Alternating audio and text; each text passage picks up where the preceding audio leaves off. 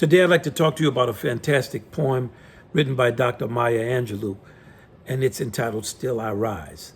I want to talk about it because I have a very personal relationship with it since childhood.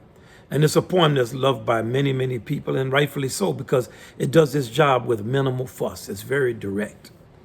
I love the internal call and response. It's like a dialogue you have with yourself, where you're thinking of something people told you didn't like, and then you say to yourself, I'm going to show them what's happening through action.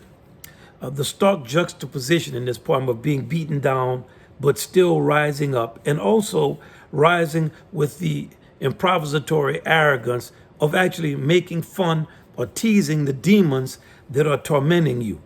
It's like the blues incarnate. I love the diversity of sounds in this poem. You have very rough R sounds like bitter and broken, and terror, fear, dirt, and teardrops. And they bump right up against the humility of a very elegant and mannered phrasing like, you may. I think there's also, I love the playfulness of words like sassiness and sexiness and haughtiness. And they become even more exuberant when they're placed right next to and contrasted to the short, terse vowels of cut, of shoot and kill, just words that just get right to it. And then there's the all-encompassing inevitability of a ebb and flow of ideas and the embrace of the deep, dark ocean and the never-ending cycle of passing from darkness to daybreaks, to darkness, to daybreak, to darkness. And you end up going up through the huts of a corrupted history, up past the dreams and the hopes of slaves, to the actual heroic action of rising to freedom. It's a journey that's very specific, in this case, to the Afro-American, but is no less applicable to anyone who confronts bullying, abuse, and anyone who confronts cruelty.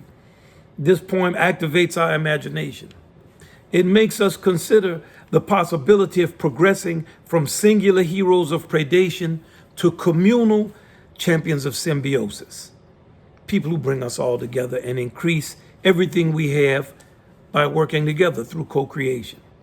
The very end of my first symphony, All Rise, it was inspired by the conclusion of this poem. I rise, I rise, I rise. I thought about it being like a chorus of individual people saying I rise, thus the title All Rise.